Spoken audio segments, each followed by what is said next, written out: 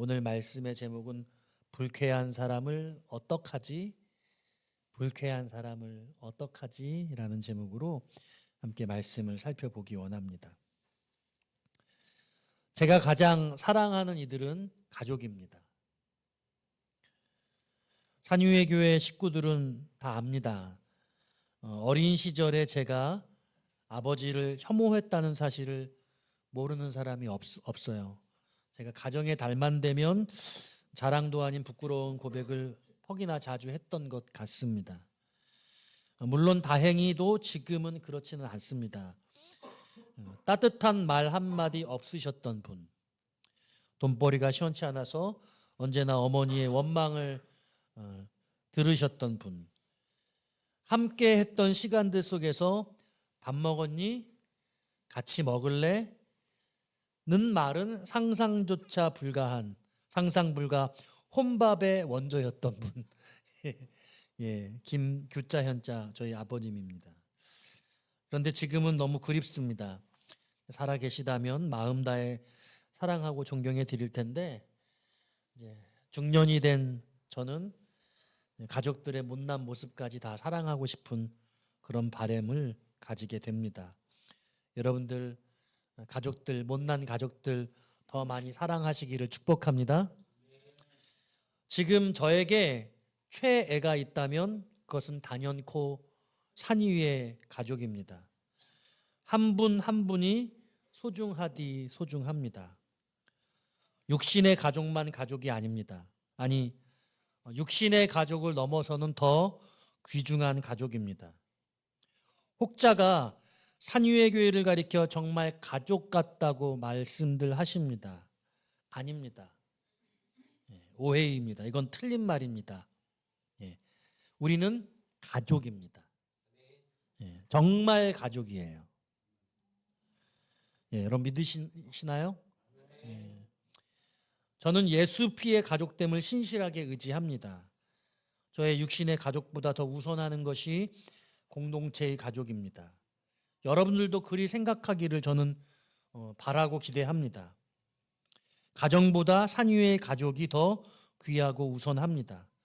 그리 여기시고 그리 느끼시고 그렇게 결심하고 사시기를 부탁드립니다.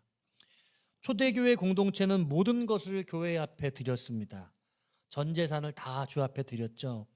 제가 그러겠다는 게 아니라 어떻게 그럴 수 있었을까를 생각해 볼 때 간단합니다.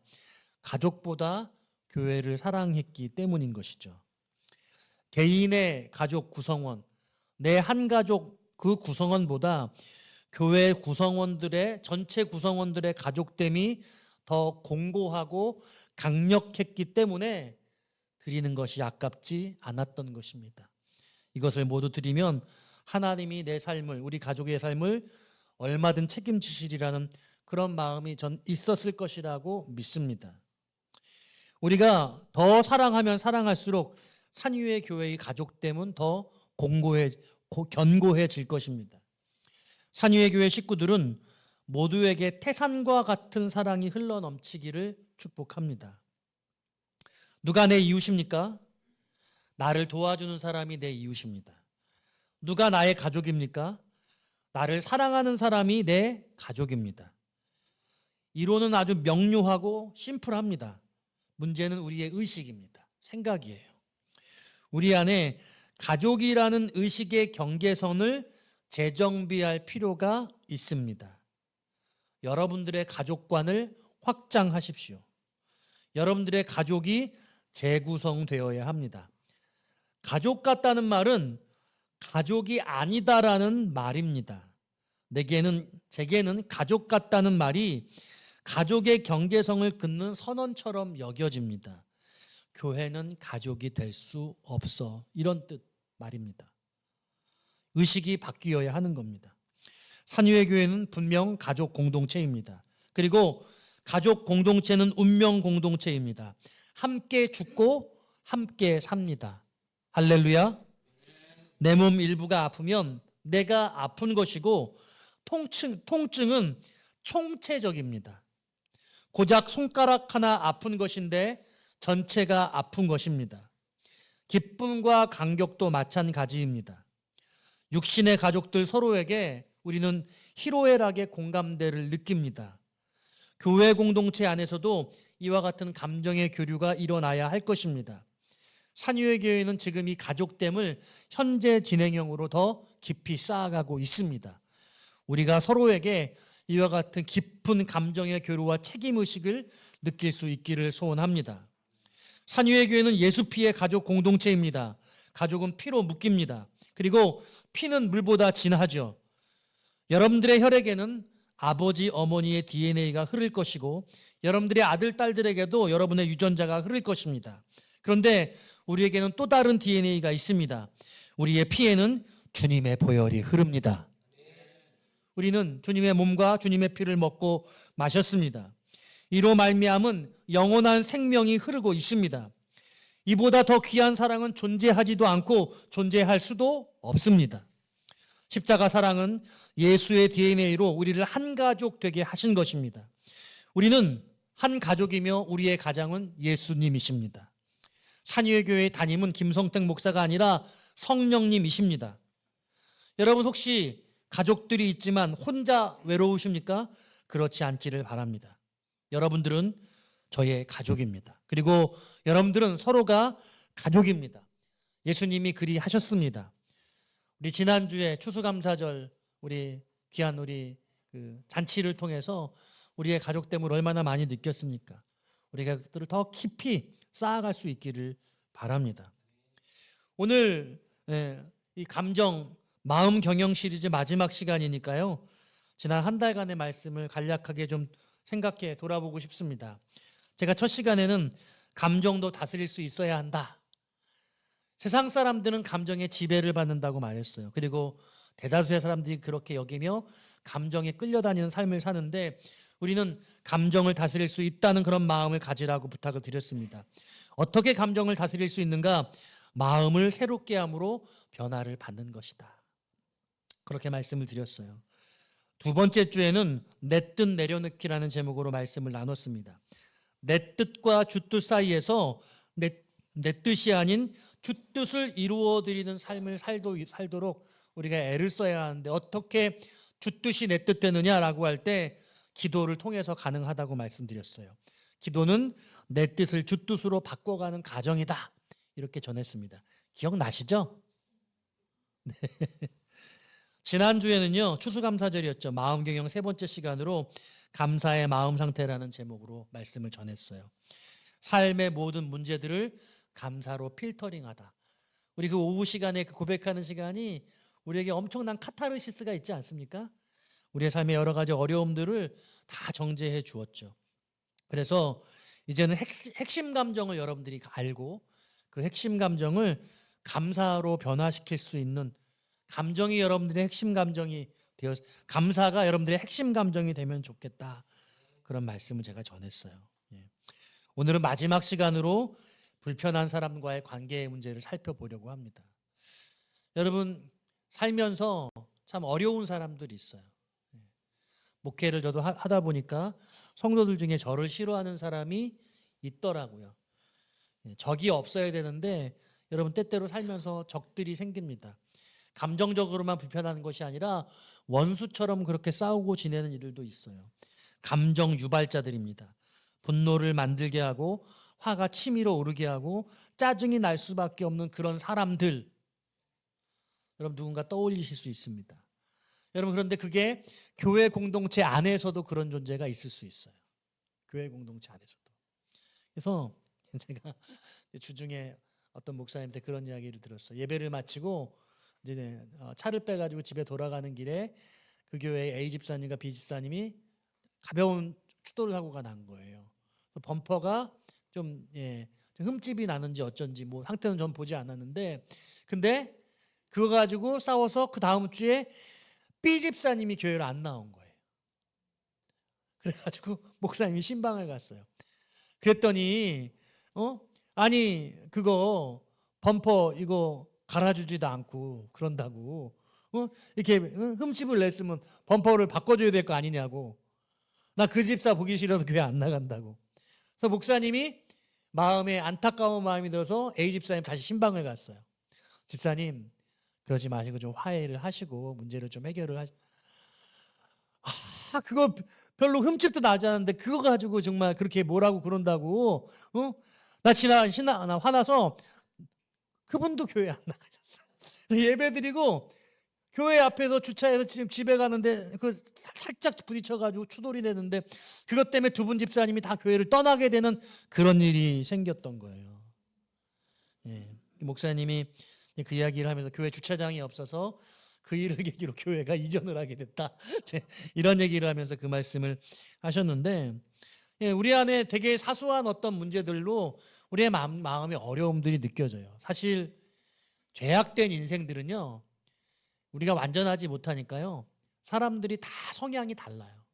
그래서 성향적으로 서로 반대적으로 생각하는 사람들은 왜 그렇게 행동하고 왜 말하는지 이해를 못해요. 그래서 부딪힐 수밖에 없어요. 그래서 요즘에 젊은이들이 뭘 먼저 물어봐요? MBTI를 물어봐요. 너 뭐야? 그래서 T야, F야, I야, E야 이런 거 물어보잖아요. 왜요?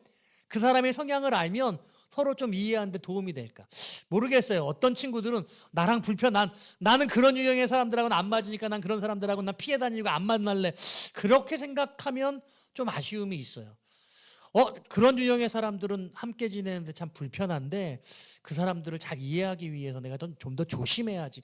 그러기 위해서 물어본다면 좋을 텐데 그렇지 않고 그런 유형의 사람들하고는 난 잘 맞지 않고 늘 내 마음이 불편하니 난 그런 사람들은 배제, 안 봐.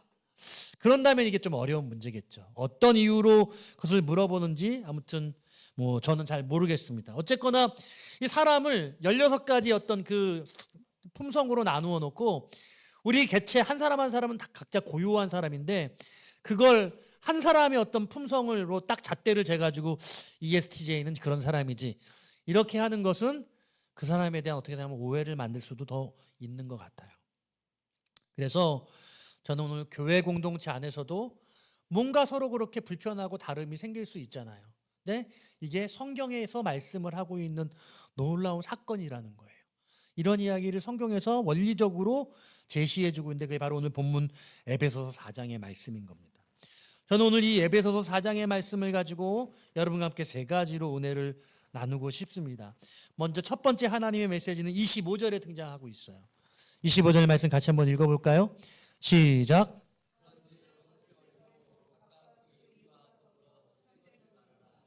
이는 우리가 서로 지체가 됨이라. 아멘. 오늘 하나님께서 저와 여러분들에게는 첫 번째 메시지는 따라할까요? 그도 나의 일부이다. 그 사람도 나의 일부분이다. 이렇게 하나님이 말씀하시고 계세요. 지금 뭐라고 이야기를 하고 있냐면 이는 우리가 서로 지체가 됨이라. 서로 지체가 된다. 이 에베소서 4장에 있는 말씀은요. 교회 공동체 안에서의 이야기입니다. 오늘 우리가 이제 감정의 문제를 설교를 말씀을 전하고 있는데 여러분 사회에서도 밖에서도 이런 감정적으로 어려운 분들이 있을 거예요. 교회에서도 있고. 그런데 오늘 이 본문은 교회 안으로 한정해서 말씀을 하고 있어요. 하지만 비슷한 원리가 작동하고 있으니 여러분들이 깊이 이해를 하시면서 적용해 보시면 좋을 것 같습니다.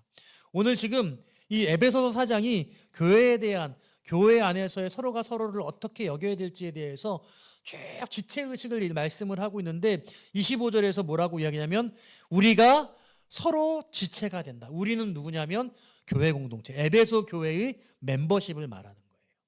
우리로 치면 산위의 교회 각 사람은 서로가 지체이다.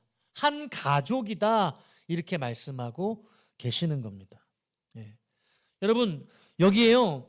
조금 더 디테일한 설명이 필요해요. 로마서하고 고린도전서에 보면은요. 이런 지체에 대한 말씀이 많이 있는데 고린도전서 12장 12절은 몸은 하나인데 많은 지체가 있고 몸의 지체가 많으나 한 몸인가 같이 그리스도도 그러하니라 이렇게 말씀하고 있어요. 그러니까 교회란 것이 무엇이냐? 그리스도가 교회의 머리이고 그리고 저와 여러분들은 교회의 몸이며 각 사람은 각 지체가 된다 이렇게 말씀하는 거예요. 로마서 12장 4절에서는요. 우리가 한 몸에 많은 지체를 가졌으나 모든 지체가 같은 기능을 가진 것은 아니니 이렇게 말씀하세요. 우리는 모두 다르대요. 눈과 코와 입 그리고 손 모든 신체의 것들이 다 각기 다르게 생겼어요. 그러니까 우리가 서로 너는 왜 눈 같지 않냐? 내가 눈인데 너도 눈 같아야지 라고 말할 수 없다는 거예요. 손가락은 손가락대로, 발가락은 발가락대로 피부가 있고 또 우리의 내장도 있고 각 기관과 지체가 각 다른 모습으로 다 가지고 있다는 거예요. 그런데 그게 다르다는 것을 인정하는 게 중요하다는 거예요. 그게 서로 지체가 된다는 의미라는 것이죠. 네, 사랑하는 여러분, 우리 모두는 서로 한 가족이고 한 몸이고 한 지체라는 것들을 여러분들이 명확하게 인식하시고 여러분들의 마음의 태도로 원칙으로 삼으시기를 부탁을 드려요.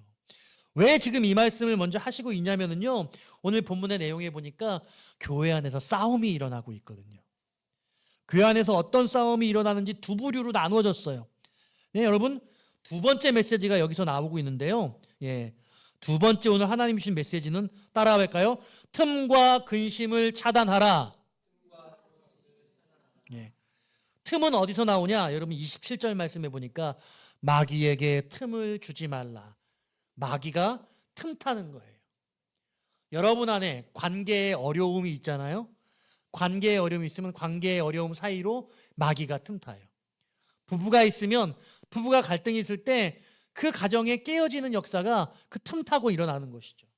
뿐만 아니라 30절은 뭐라고 말하냐 하면 하나님의 성령을 근심하게 하지 말라.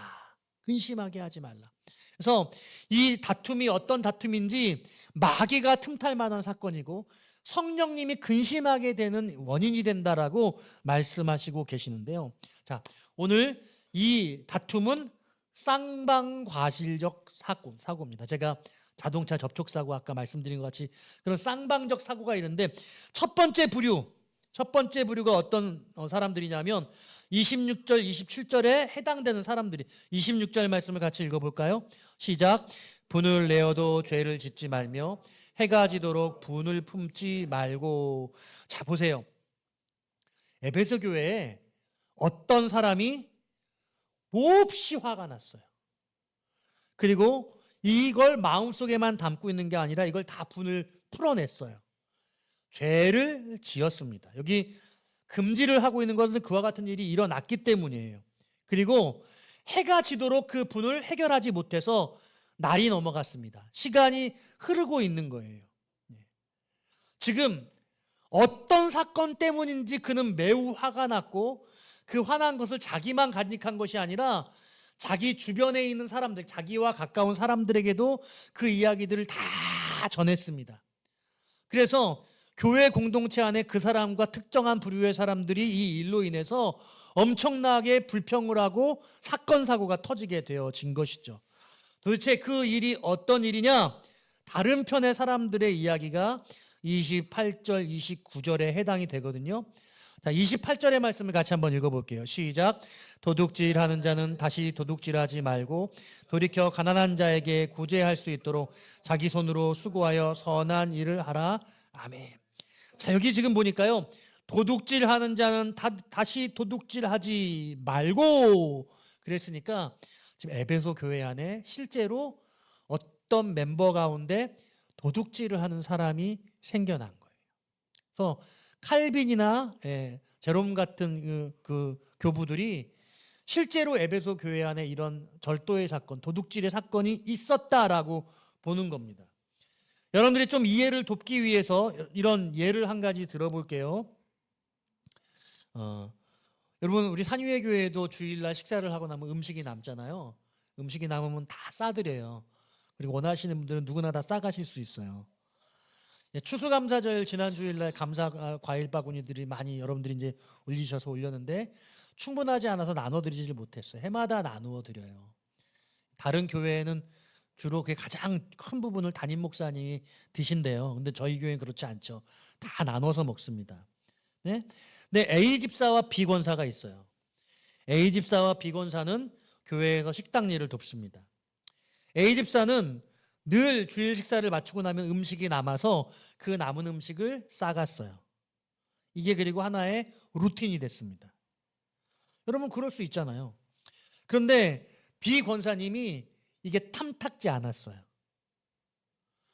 이 음식을 가져가는 게 탐탁지 않은 건지 아니면 A 집사가 탐탁지 않았던 건지 뭔지는 모르겠어.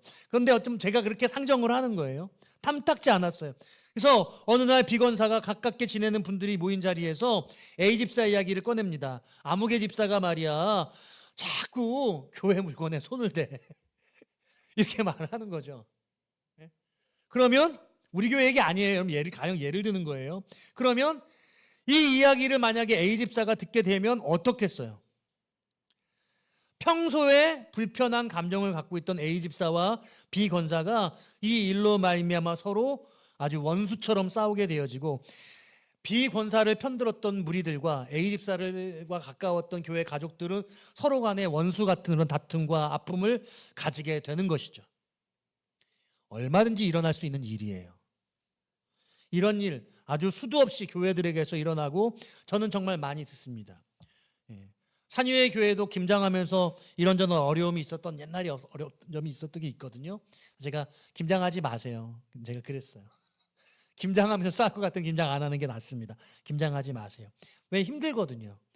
김장을 전라도 방식으로 할지 경상도 방식으로 할지 경기도 방식으로 할지 그런 거 가지고 싸우거든요.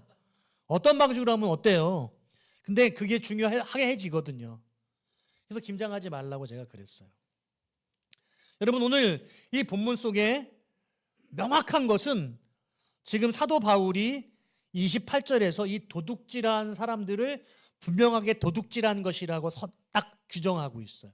이건 도둑질한 행위였어요. 그러니까 이건 아까 제가 말씀드렸던 이 교회 음식을 싸가는 건 사실은 이건 도둑질은 아니죠. 얼마든지 그럴 수 있죠. 남으면 버리면 뭐가 좋겠어요. 나눠주는 게 좋죠. 그런데 오늘 이 초대교회 안에 가난하고 어려운 사람들은 교회 공동체 안에 들어와서 교회 공동체 안에 이런저런 일들에게 뭐 손을 타가지고서 해코지를 하기도 하고 그럴 수도 있는 것이죠. 여러분 한국 교회에도 그런 일들이 있었단 말이에요. 전라도의 어떤 교회는 양반과 상놈이 같이 함께 예배를 드려요. 같이 신앙생활을 하다가 장로를 피택하는데 상놈이 먼저 장로님이 됐거든요. 그러니까 이 양반이 자기 집의 하인이었던 이 상놈을 장로님으로 존경하고 그를 나중에 목회자 되게 했어요. 그래서 아주 훌륭한 총회장님이 됐어요, 그분이요. 그런가 하면 서울에 있는 어떤 교회는 양반과 상놈이 같이 신앙생활을 하다가 상놈이 먼저 직분을 받아가지고요 마음이 불편해서 돈 가진 사람 양반들이 다 나와서 양반들만의 교회를 만들었어요. 지금도 있어요. 그래서 거기는 아무나 못 들어가요. 상류층만 거기 들어갈 수 있어요. 그런 교회가 있어요. 뭐 각자의 그 마음으로 예배를 드리는 거죠. 그런데 오늘 이 성경이 분명히 명백하게 도둑질을 한 사건에 대해서 그럼 이게 도둑질 잘못했으니까 치리해야 되는 거잖아요. 근데 이것을 치리하는 것이라고 말하지 않고 이걸 쌍방과실이라고 말하고 있다는 거예요. 먼저 어떤 부류에게 화를 낸 부류들에게 26절에 분을 내어도 죄를 짓지 말며 해가 지도록 분을 품지 말라 이 말씀을 자제하라고 말하는 거예요. 그리고 지금 여러분 입에 이미 사도 바울은 이 양자를 마음속에 다 두고 있어요. 25절 보세요. 그런즉 거짓을 버리고 각각 그 이웃과 더불어 참된 것을 각각이에요. 각각 이쪽과 저쪽 양자를 각각 그리고 해당되는 당사자가 있고 이 당사자들의 이야기를 듣고 그 당사자들의 편을 들어주는 그 편 무리들이 있어요. 그래서 거짓을 버리래요. 그리고 각각 이쪽과 저쪽은 자신들을 따르는 그 이웃들에게 참된 것을 말하래요. 지금 이 교회 안에 있는 다툼과 미움의 문제, 감정의 문제들을 정리해주고 있는데 먼저 도둑질한 무리를 얘기하지 않고 그것들을 바라보며 그것을 미워하고 그것에 대해서 매우 불쾌감을 가져서 분을 내고 그리고 심지어는 그 분이 죄가 되고 그리고 그 죄를 빨리 정리해야 되는데 그것을 해결하지 못하고 계속해서 이어가고 있는 상태. 그 당사자와 그 무리들에게 빨리 그 문제를 해결하라고 그것은 마귀가 틈타는 일이라고 제지하고 있는 모습을 보여주는 것이죠. 그래서 여러분, 만일 여러분들이 어떤 관계적인 문제로 이렇게 어려움을 겪는 것은 분명히 기억하실 걸, 그 관계의 우리를 통해서 마귀가 틈타는 사건이고 여러분 안에 계신 성령님이 근심하게 되는 사건이라는 사실들을 명심하셔야 돼요. 관계의 어려움은 마귀를 틈타게 한다. 관계의 어려움은 성령이 근심하게 하신다. 그러므로 우리 안에 있는 마음을 잘 다스려야 되는데, 오늘 에베소서 4장은 우리 안에 있는 이 화해 문제, 누군가를 미워하는 이 문제를 잘 해결하기를 소원하고 있는 거예요. 자, 그런데 여기서 중요한 세 번째 교훈이 있는데요. 오늘 본문의 말씀 31절 같이 읽어보기 원합니다. 31절입니다. 시작. 너희는 모든 악독과 노함과 분냄과 떠드는 것과 비방하는 것을 모든 악의와 함께 버리고. 버릴 게 많아요. 악독, 노함, 분냄, 떠들음, 비방. 지금 이게 실제로 두 사람의 관계의 어려움 속에서 다 일어난 거예요. 한국 교회에 여러 가지 어려운 문제들 때문에 교회의 분쟁이 얼마나 심해요. 교회가 나눠져 가지고요, 누가 본당을 차지할 것인가를 가지고 싸우고 다투고 한 교회 안에서 두 예배가 드려지는 그런 교회가 엄청나게 많아요. 이 에베소서 4장의 말씀을 성실하게 순종하지 못하는 상태에 있는 거예요. 극심해서 서로 돌이킬 수 없는 상태가 이루고 있는 거예요. 자, 그럼 뭐라고 지금 말씀하고 있냐면, 이 악독, 노함, 분냄, 떠드는 것, 비방하는 것, 이것이 다 어디서부터 나오냐면 이렇게 말씀하죠. 모든 악의와 함께 버리라. 그래서 세 번째 하나님의 메시지는 따릅시다. 악의를 버려야 합니다. 베이비 말고, 악의 말고 악의. 악의를 버려야 해요. 상대방을 향한 미워하는 마음, 그리고 그를 어떻게든 내가 해버려야 되겠다. 내가 그 사람을 없애버려야겠다. 내가 이 교회에서 축출시켜야 되겠다. 내 삶의 내 눈앞에서 사라져서 다시는 내가 두 얼굴을 보지 말아야겠다. 이게 악의예요. 그를 미워하는 거예요. 이 미워하는 감정이 악한 말을 하게 하고 화를 내게 하고 악독, 노함, 분냄, 떠드는 것, 비방, 이 모든 것들을 다 흘러넘치게 만드는 거예요. 왜냐하면 마음속에 그런 미움이 있으니까.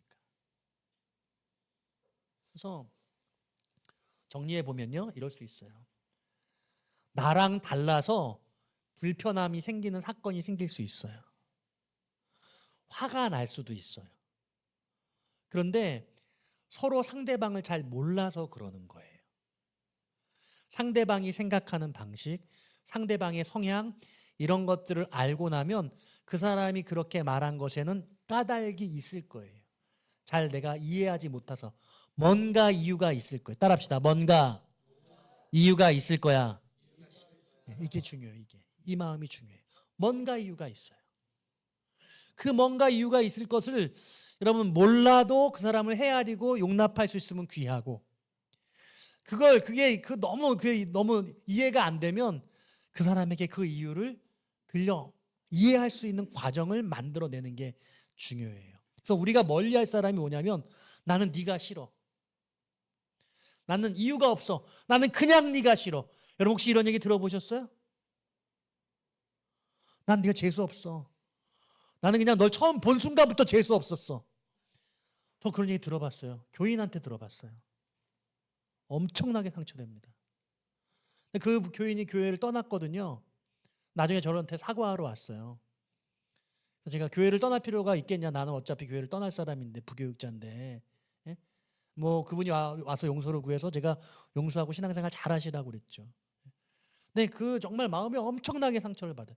네, 그런 사람은 여러분 상대하시면 안 돼요. 그냥 떠나 보내세요. 만약 여러분들이 그냥 싫다고 한다면 여러분들 마음속에 있는 그 악한 마음, 그 악의를 여러분들 회개하셔야 돼요. 어떤 사람을 봤는데 그냥 이유 없이 미워질 수 있나요? 만약 여러분들이 그러다면 여러분 심각한 거예요. 왜 이유가 없어? 이유가 있겠죠. 이유가 있어야 돼. 이유가 없으면 안 돼. 그럼 여러분 진짜 문제예요. 여러분 엄청나게 악한 거거든요. 내 안에 그런 악을 뿌리째 뽑아내야 되는 거예요. 그 문제가 있어요. 누군가와 근데 너무 그 어떤 사건이 생기고 감정이 계속해서 엉키고 실타래처럼 풀려지지가 않고 그래서 계속 어렵고 기도하면서 여러분 내 안에 그 악의의 문제를 해결해 나가야 돼요. 그 사람을 이해하고 용납하고 그 사람이 왜 그렇게 말했는지 서로 간에 서로를 이해할 수 있는 그런 만남이 일어날 수 있어야 되는 거예요. 할렐루야. 그게 성숙한 인격자의 모습인 거예요. 예수 믿는 사람이 이유 없이 누군가를 까닭없이 미워할 수 있습니까? 그러면 안 되는 거예요. 정말 원수를 사랑하라고 주님이 말씀하셨는데 그 원수 같은 사람도 사랑하라고 주님 한 말씀 앞에 우리가 누군가를 까닭없이 미워한다는 게 말이 안 되는데 인간은 그럴 수 있거든요. 왠지 이유를 모르겠는데 그 사람이 미워지기도 하더라고요. 어려운 얘기입니다. 제가 부끄러운 고백을 하자면요. 저희 교회에서 이제 여기가 이제 사택일 때 문간방에 늘 누구가 살았잖아요. 제일 첫 번째로 산 청년이 갈보리교에 있던 제자예요. 그 제자가 이제 저는 결혼을 늦게 할 줄 알았는데 결혼 일찍 했어요. 그 친구들 중에 가장 일찍 했는데 결혼을 한다고 신부감을 데리고 왔었어요. 연상이 나이가 많았어. 근데 내가 마음에 안 들었어. 너무 딱 보니까 마음에 안 들더라고. 그래서 매우 불편한 기색을 제가 했어요. 근데 결혼을 하더라고요. 예. 시간이 한 1년 넘게 지나고 나니까 너무 그게 마음에 걸리는 거야. 내가 우리 친구를 만나서 제가 진심으로 사과했어요. 내가 정말 미안해. 내가 사실 그때 네 와이프가 마음에 안 들었어. 너무 세 보여가지고 널 어렵게 만들 것 같아서 그래서 사실 내가 마음에 안 들었어. 그랬더니 목사님 저도 알아요. 목사님만 그런 게 아니에요. 다들 그래요. 예. 근데 엄청 잘 살아요. 엄청 부자가 돼요. 사업을 엄청 잘해. 믿음이 어떻게 신실해요. 작은 교회, 개척교회를 섬기고 있어요. 여러분 인간은 이렇게 실수를 해요. 저도 그냥 보니까 아니 우리 내 제자가 힘들 거 생각하니까 마음이 싫더라고요. 그러니까 그렇게 마음에 불편한 기색을 하고 얼마나 목사님 인사 와서 믿음 좋은 자매였는데 목사님과 인사 와서 얼마나 마음이 불편했겠어요. 근데 그 다음에 그 자매는 제가 못 봐서 아직 본인에겐 사과를 못했어요. 본인을 만나면 제가 사과를 한 번을 더 해야 돼요. 여러분 관계가 그래요. 여러분 제가 이야기하면서 떠오르는 사람이 있을지도 모르겠어요. 우리 안에 있는 이런 악한 마음, 사람을 미워하는 그냥 이유 없이 그런 마음들이 생길 때 그걸 주님 앞에 다스림을 받아야 되는 거예요. 그러니까 지금 사도 바울은 어떤 이야기를 하고 있냐면 저 사람이 물건을 훔친 것 때문에 이 문제가 발생한 게 아니라 저 사람을 미워하는 마음 때문에 이 문제가 발생한 거예요. 이해하시겠어요? 핵심이 그거예요. 마땅히 도둑질한 것은 해결함을 받아야 되지만 오늘 뭐라고 말씀하세요? 도둑질하는 자는 다시 도둑질하지 말고 돌이켜 가난한 자에게 구제할 수 있도록 자기 손으로 수고하여 선한 일을 하라. 거렁뱅이가 산유의 교회에 오더라도 우리는 그가 예수님을 영접한 우리의 가족으로 받아줘야 됩니다. 그런데 가족이 되어서 자기 스스로 삶을 살아갈 수 있도록 그를 돌보고 세워줘야 될 역할은 우리 가족들에게 있는 거예요. 어려운 거예요. 어떤 사람이 오더라도 예수 이름으로 영접하고 산유의 가족 되기 원한다면 우리는 그를 받아주어야 되는 것. 이유 없이 싫으면 안 되는 거예요. 근데 우리 교회 공동체 안에 너무 가난하고 헐벗은 사람들만 오니까 싫을 수 있잖아요. 좀 나하고 비슷한 사람들만 왔으면 좋겠는데 왜 이렇게 구질구질한 사람들만 와? 어려운 얘기거든요. 근데 그 교회가 누구의 교회예요? 주님의 교회예요. 내 교회가 아니야. 김성택 목사의 교회가 아니야. 김성택 목사가 좋아서 받아주고 싫어서 안 받고 이러면 제가 잘못하는 거예요. 그런 기준은 없어요. 우리 산유의 교회는 예수 그리스도를 주인으로 모시는 모든 자 그 누구나 와서 우리의 한 가족이 될 수 있어요. 할렐루야.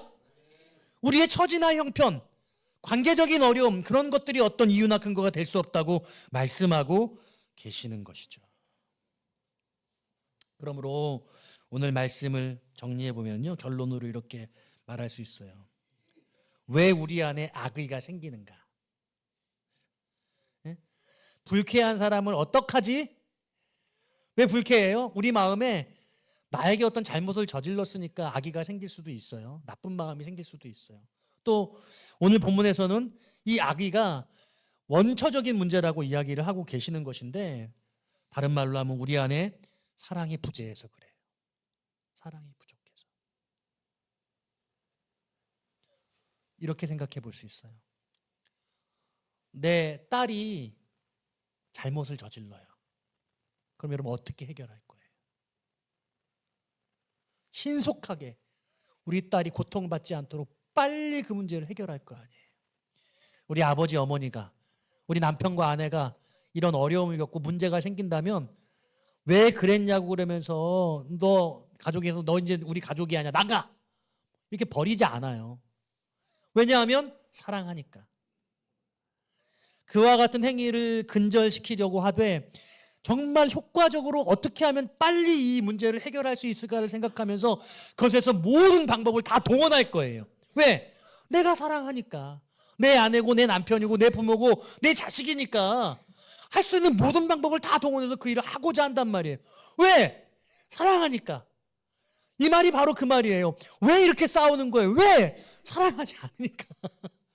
우리에는 사랑이 부족한 거예요. 우리는 어떤 기준을 가지고 사랑하려고 하는 거죠. 그래서 사랑은 뭐라고 말해요? 오래 참는다고 말해요. 사랑은 시기하지 않는다고 말해요. 그가 나와 다르고 욕심이 많은 것 같기도 하고 해코지를 우리에게 주는 것 같고, 그러함에도 불구하고 그를 붙들고 있어야 된다는 거예요. 오늘 뭐라고 이야기를 하고 있냐면요, 30절 말씀 같이 한번 읽어볼게요. 시작. 하나님의 성령을 근심하게 하지 말라. 그 안에서 너희가 구원의 날까지 인치심을 받았느니라. 지금 하나님의 인치심을 얘기해. 하나님의 인치심이 뭐예요? 하나님이 태초부터 여러분들을 택하셔서 구원하시기로 작정하셨어요. 계획하셨잖아요. 하나님이 여러분들에게 침 바르셨어요. 구원하시기로. 그게 하나님의 인치심이에요. 그 하나님의 인치심이 어떻게 돼요? 흔들려요. 하나님의 인치심이 흔들려요. 하나님의 구원이 지금 취소될 수 있어요. 누구로 말미암아? 이 다툼으로 말미암아. 비록 그가 도둑질한 자일지라도 도둑질의 신분을 가지고 도둑으로서의 그런 삶을 살아가고 있을지언정 그는 마음속에 예수님을 영접하고 교회 공동체의 한 일원이 되어서 믿음으로 주님을 바라보고자 하는 그런 자란 말이죠. 그렇다고 한다면 이 하나님의 인치심이 헛되지 않고 그의 구원이 온전히 성취되어질 수 있도록 우리는 사랑의 마음을 가지고 그를 돌보고 세워야 되는 거예요. 할렐루야. 이게 오늘 진리의 말씀이에요. 어려운 얘기죠. 여러분 오늘 많이들 안 오신 게 제가 그런 생각이 들었어요. 요즘 들어서 새 가족이 많이 오셨잖아요. 내가 여러분들이 믿음이 더 자랐으면 좋겠다는 마음에 답답한 마음을 가질 때가 참 많았었거든요. 근데 새 가족이 이제 딱 오시고 나니까 그분들과 여러분들의 신앙의 수준의 격차가 엄청나다는 생각이 들었어요. 와, 이분들은 언제 주일 성수하냐. 하나 앞에 예배하는 기쁨이 큰지 이거 언제쯤 돼야 알까. 근데 제가 그분들에게 연락하고 대화하고 그럴 때 그런 말 한마디도 못해요. 막 애지중지해가지고 애지중지해서 막 진짜 불면 날아갈세라 막 떨어질세라 막 애지중지해가지고 어떻게만 교회만 나오시도록, 교회만 나오신다면 모든 온갖 수발을 다 해가지고 그 믿음이 들어갈 때까지 내가 17년 걸려서 이만큼 하는데 저분들은 몇 년을 더 돌봐야 어떻게 신앙이 자랄까. 제가 그런 생각을 해요. 혹시 그분들이 이 설교를, 이 말씀을 듣고 있으면 네, 예. 여러분 참 이 어려운 일이에요. 보통 일이 아니에요. 사건이에요. 그러니까 우리가 우리 교회 공동체 안에서 우리 감정을 다스린다는 건 이런 의미예요. 그래서 어떤 일이 화가 났을 때 우리는 어떤 거냐면 그 화가 난 사건, 화가 난 대상, 나에게 화를 촉발한 그 원인 제공자, 우리는 우리의 마음이 거기를 향하는데, 우리는 은혜 받은 사람으로 우리 안에 이런 감정이 일었을 때 그 감정이 일어난 그 대상을 보는 게 아니라 그 감정을 바라봐야 되는 거죠. 우리 내면을 나에게로 돌아봐서 내가 왜 지금 화를 내고 있는지, 화를 내고 있는 이유가 무엇인지 내 안에 내 태도를 돌아보면서 하나님을 붙잡고 말씀을 붙잡게 될 때 마귀를 틈타지 않게 하고 우리 안에 있는 성령님이 우리 안에서 극대화돼서 우리를 인격적으로 이끌어 가실 수 있는 거예요. 할렐루야. 이런 역사가 나타나야 돼요. 말씀 결론을 짓습니다. 더 사랑하기를 원해요. 오늘 여러분들에게 숙제를 좀 드리고 싶어요. 어떤 숙제냐면 나 저 사람과 참 불편해, 어려워, 여러분들 교회 안에 있다고 한다면 그분에게 다가가서 사실은 내가 오늘 말씀 듣고 네가 생각났어. 내가 너를 좀 이해하고 싶어. 내 안에 있는 너를 향한 불편함을 내가 솔직히 인정하고 고백해. 너는 어땠니? 대화를 나눠보세요. 아마 그분도 그럴 거예요. 보통은 같이 그래요. 한쪽만 그런 경우가 없어. 나만 정말 절대로 표현하지 않고 그러면 진짜 그 사람 암 걸려요. 다 드러나요. 느껴지고 서로 불편해요. 여러분, 오늘 이 말씀 안에서 나는 이 문제를 해결하기를 원한다라는 분들은 서로 찾아가셔서 만나시고 그 감정을 해소하고 그래서 더 깊은 가족됨, 산위의 가족됨을 경험할 수 있게 되시길 바라요. 저는요, 요즘에 새로운 어떤 그 도전의식이 생겼어요. 야, 저 사람 지금까지 보지 못하던 족속이다. 어떻게, 정말 이상한데? 저 사람을 내가 극복해낼 수 있으면 내 지평이 더 넓혀질. 왜 저렇게 생각하고 왜 저렇게 말하는 걸까? 신기하다. 막 이런 사람들이 있어요. 근데 그 사람하고 친해져 보고 싶어요. 왜? 저 사람을 극복해낼 수 있으면 저 사람의 세계관을 내 감정의 명역 안에 거둘 수 있고 내가 더 많은 사람들을 이해할 수 있을 테니까. 저는 그래서 그런 마음으로 봐요. 신기한데? 왜 저렇게 말하지? 도대체 무슨 생각으로 저렇게 말한 걸까요? 그분을 알고 싶어. 그분을 궁금해하게 돼요. 그분을 긍휼히 여기게 돼요. 사랑의 마음이 생겨요. 제가 갖고 있는 이 마음을 여러분들도 소유할 수 있게 되시기를 주님의 이름으로 축원합니다. 우리 안에 이런 마음을 가지고 있으면요, 어떤 사람도 사랑할 수 있다니까요. 다만 여러분들 정말 원인 없이 이유 없이 미워하는 그 사람은 피하시고, 말씀, 오늘 이 은혜가 여러분 안에 있는 아기가 정말 하나님의 은혜 가운데 성령으로 싹 감싸서 씻어지고 여러분들이 감정을 다스리는 믿음의 사람, 은혜의 사람 되시기를 주님의 이름으로 축원드립니다.